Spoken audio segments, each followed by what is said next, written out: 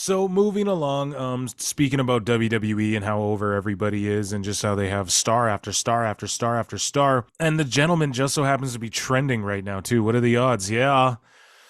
Let me give myself a fucking yeah for that. So I don't know if these are news or headlines. I don't know, but this is a little X-Files, I guess.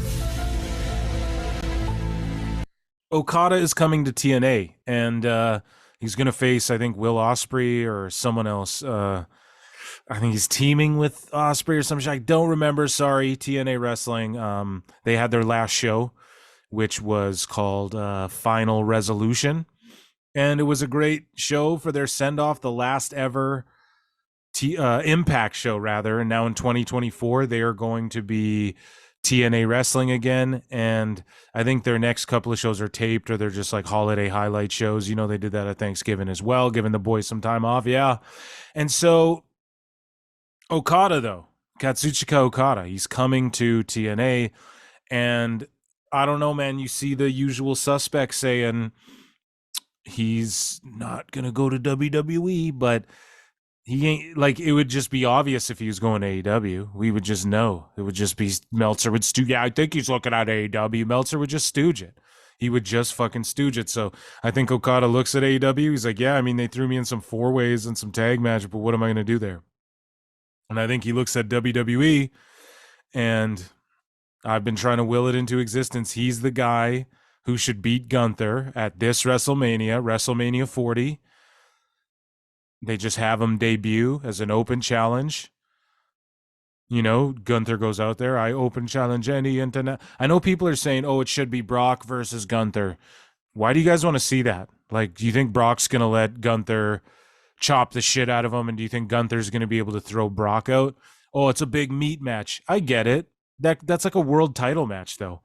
Wait till Gunther gets the world heavyweight title or something, because you know, my whole thing is like, if Gunther goes out there and says, an international superstar, like an open challenge, no one's beat me, you know, then you make a moment where Okada debuts and it could explode the same way, like out of nowhere when AJ debuted or when Punk came back, or out of nowhere when Cody faced Seth.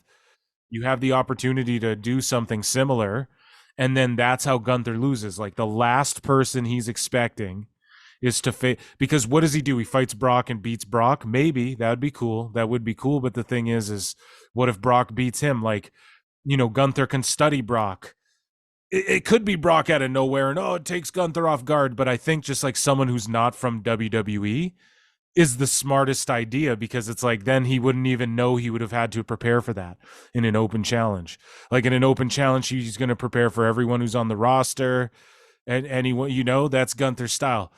As far as like really catching him off guard, if it was Okada, and then we get Gunther Okada, and AEW marks can't tell me, like, if they try to go, oh, I'm not marking for Gunther Okada, then fuck you, you know. But anyways, you know, TNA used Okada as Kato, and they've restored enough good faith in the world of professional wrestling that he's going to go back there and not be Kato. He's going to be Okada and be in some big matches. So shout out TNA, man. They're doing things right. But I just wrote some notes. They save face. Good for them. Good for him. They have good money to throw around. And if he's serious about coming to America, Impact might sign him.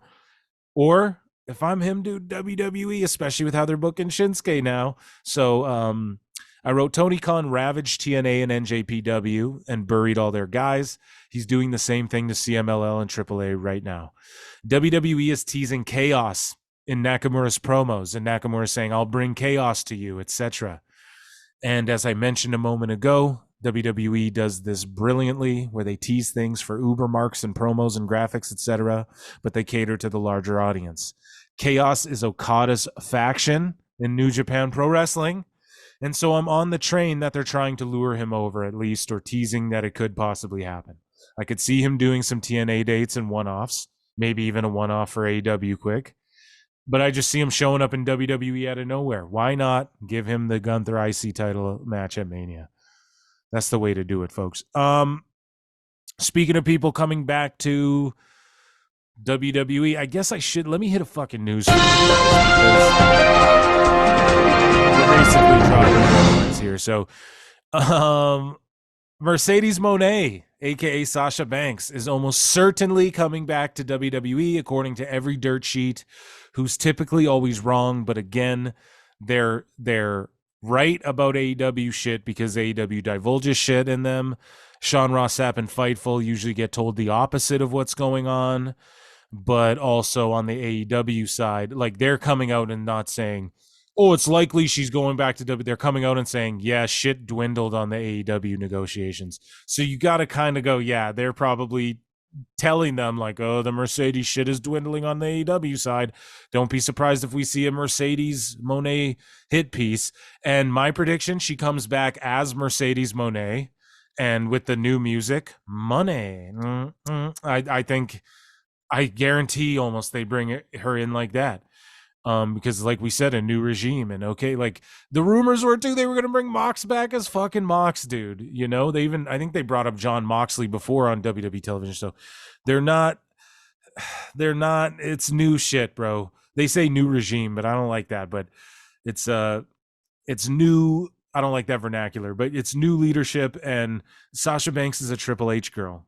You know, maybe she just comes back as Sasha Banks, but she could still have the same money. But also there's like Mella is money and Mello is money. There's, I don't know, there's too much of that too. But either way, dude, she's almost certainly coming back to WWE. Bailey's posting about her. We're in a situation where it's going to be like the tag champs are going to have to defend against someone, you know, and Bailey and Sasha.